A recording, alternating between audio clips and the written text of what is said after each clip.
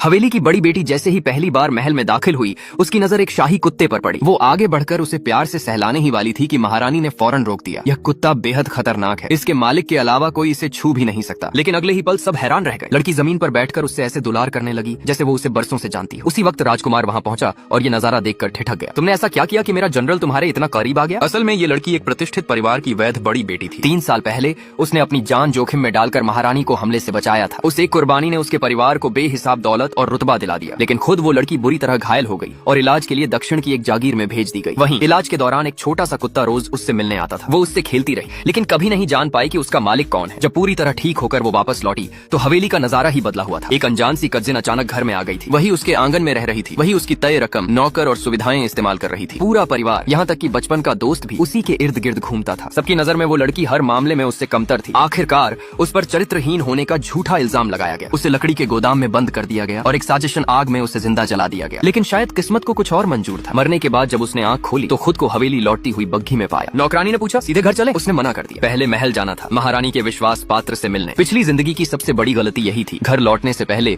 कोई सुरक्षा नहीं ली थी। इसी वजह से लोग उसे आसानी से कुचल पाए। इस बार वो वही गलती दोहराने वाली नहीं थी। जल्द ही उसे महारानी के सामने ले जाया गया। महारानी को प्रणाम। उठो बेटी, उस दिन तुम न होती तो आज मैं जिंदा न होती। तो घर लौटने से पहले उसने महारानी से एक पवित्र माला मांगी अपने पास रखने के लिए। महारानी ने बिना सोचे दे दी और एक शाही अधिकारी को साथ भेजकर सुरक्षित घर भिजवाया। लेकिन हवेली के दरवाजे पर ही नौकरों ने रोक दिया। कहने लगे कि आम लोगों को पीछे के दरवाजे से जाना होता है। शाही अधिकारी सब समझ गया। लड़की गाड़ी से उतरी और घर के मालिक को बुलाने को कहा। जैसे ही नौकरों ने उसका ओहदा देखा, घबराकर फौरन मुख्य द्वार खोल दिया गया। भव्य स्वागत हुआ, लेकिन अंदर कदम रखते ही माँ ने ऐलान कर दिया, उसका आंगन अब कजिन को दे दिया गया है। नौकरानी भड़क उठी। वो आंगन तो शाही इनाम से मिला था। लड़की सब जानती थी। वो कजिन असल में माँ की ही नाजायज बेटी थी, जिसे रिश्तेदारी के नाम पर घर में बसाया गया था। पिछली जिंदगी में कमरे के लिए आवाज उठाने पर उसी माँ ने उस पर पागलपन का आरोप लगाया था। और वही आग, वही गोदाम। इस बार उसने अलग रास्ता चुना। दादी, अगर आप चाहें तो मैं आपके साथ रह लूं। दादी मुस्कुराई। तू तो पहले से ज्यादा समझदार हो गई है। अगले दिन घर में खलबली मच गई, लेकिन वो शांत रही, मुस्कुराती रही। अब किसी को उसे बदनाम करने का मौका नहीं मिलने वाला था। माँ ने दबाव डाला, धमकाया, भावनाएं इस्तेमाल की, लेकिन वो टस से मस नहीं हुई। चुपचाप कमरे से निकल गई। बातें दीवार के उस पार सुनी जा चुकी थी। कजिन रोती हुई अंदर आई, आंगन लौटाने की पेशकश करने लगी। माँ ने अब दादी को मोहरा बनाने की सोची। धार्मिक यात्रा का नाटक रचा गया, लेकिन लड़की को सब याद था। पिछली बार इसी बहाने बर्फीला तूफान आया था, लोग मरे थे